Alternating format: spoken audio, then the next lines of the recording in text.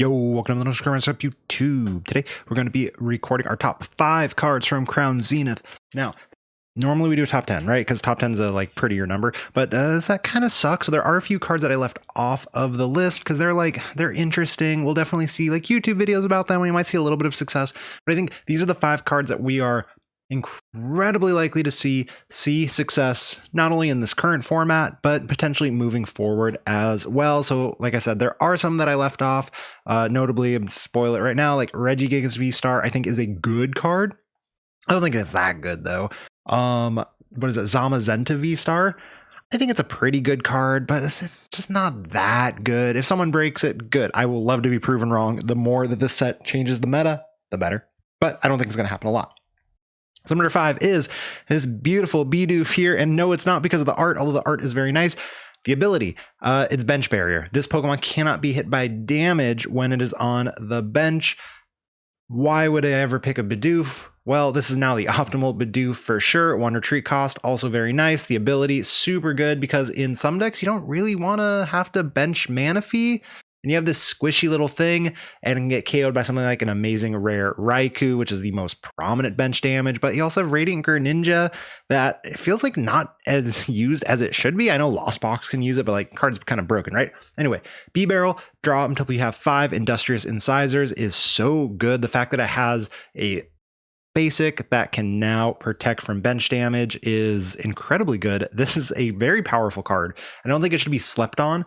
That this is the optimal Bidoof, and it makes the B-Barrel line a little stronger. No, people don't use the B-Barrel line right now, but that's gonna change for sure. Maybe not in this next format, but come rotation.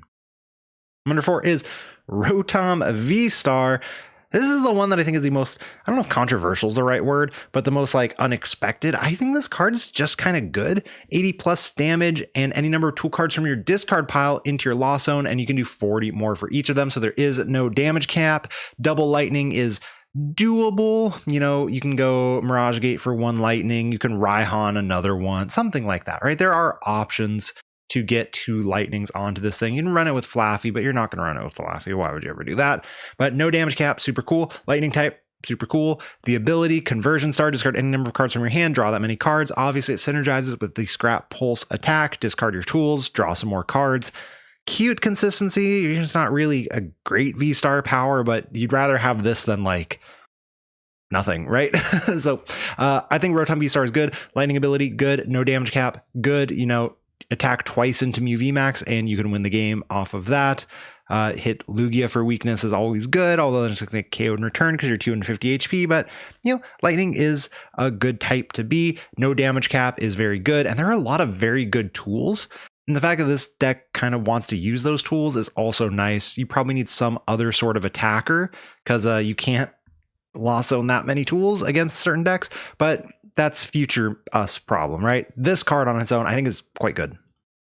Number 3, and there's a big difference. 4, 5, and 1, 2, 3. There's a massive gap in between those two. 4 and 5 are these are kind of cute, right? Those would be like a number 10 on a full set, maybe. 1, 2, and 3, these are good in any set. These are very, very meta cards. And the first one is, I forgot to actually put the name on here, but our new Seal Stone, which gives a Pokemon V the ability Star Order. You may use the ability during your turn. During this turn, when damage from the attack of your basic Pokemon V knocks out your opponent's active Pokemon V-Star or VMAX, take 1 additional prize card. Now, this might surprise you, but Arceus Dialga Palkia, that was a good card. Stoutland V in Lugia, it's a pretty good card. Why are these things good? They take an extra prize card. Green VMAX, sorry bud, but you're not quite there. Taking an extra prize card is very good. This obviously slots right into Lost Box. You could technically put it into something like a Vikavolt deck as well. Sure. I don't know. 4 Sealstone is very good for Vikavolt, but a 1 of, heck, that's pretty good, right? Take an extra prize card with a Raikou V, with a Zapdos V, any of these techable basics that hit something good for weakness. Very strong card. Lost Box suddenly has a better Arcdura matchup if they're teching this because they can go KO the Arceus for 3 prizes and KO the Duraludon for 3 prizes instead of having to go through 2 Duraludons plus the Arceus. So that's super nice. Lugia, you can play your Raikou into their Lugia. you take 3 prizes, you're in a pretty good spot there, right? Being able to take 3 prizes on a Lugia, or you can have the Zapdos to take 3 prizes on a Stoutland. You're like, well, you're going to take 2 prizes on my Comfey. I'm going to take 3 on your Stoutland, and then I'm just going to be in a good spot, right? So this is a very, very powerful card.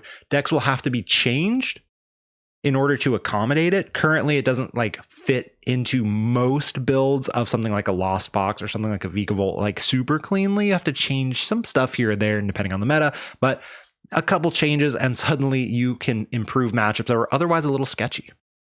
On the other one's Mew VMAX, of course, right? Not in Mew VMAX, but you can KO Mew VMAX for 4 prizes with a Drapion. That's kind of broken. And number 2 is Radiant Eternatus. The ability is disgustingly good. I'm just not sure if the meta is ready for it. Now, I am glad they saved this till the end instead of somewhere in the middle or the beginning, because if this card were out earlier in the format, it would have been over. This thing would have ruled. But thankfully, V-Stars exist.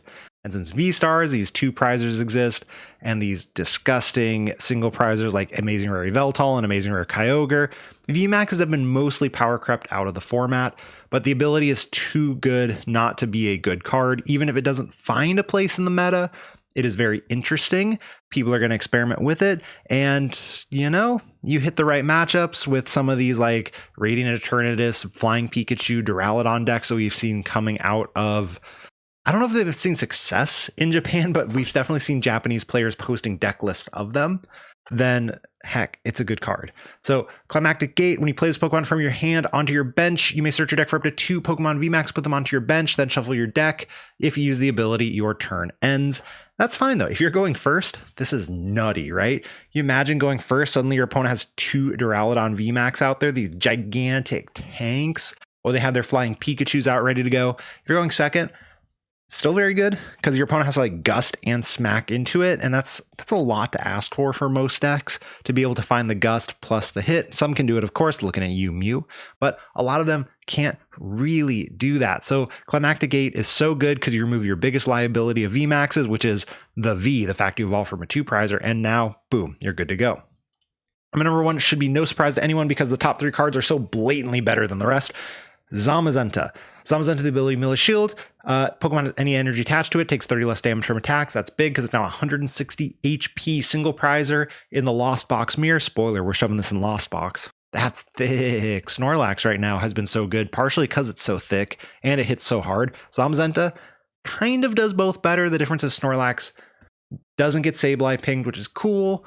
But the big thing on Snorlax is it has colorless attacks, and this one needs double metal for its attack. So metal, colorless, revenge, 100 plus 120 if one of my Pokemon was knocked out during the last turn. Lost Box, guess what's going to happen every single turn? Something's getting knocked out. Those Comfeys and Cramorants are kind of squishy, so you can get a revenge KO on, big one, Stoutland, right? Opponent Stoutland's your Comfey, you're like, all right, sick. Zamazenta you no longer have to find the Choice Belt with the Snorlax. The other cool thing about this, and one of the things that I want to work on when the set comes out, is of course Lost Goodra with this. The Goo already uses multiple metal energies, so now you have this heavy hitter in Goodra in addition to the Goodra itself, right? You have this thing, okay, I'm going to swing for 220 with my single prizer, and also if you're not applying enough pressure, my Goo is going to sit there and take all the damage in the world, and I'm going to eventually win this game. So I think it's a very good addition to that deck because currently Lasso Goodra is super interesting, but it lacks power. It lacks that just like that 200 damage isn't very good, and you're not quite tanky enough to beat everything. Being able to swing for 220 with a single prizer, that adds something that deck really needed.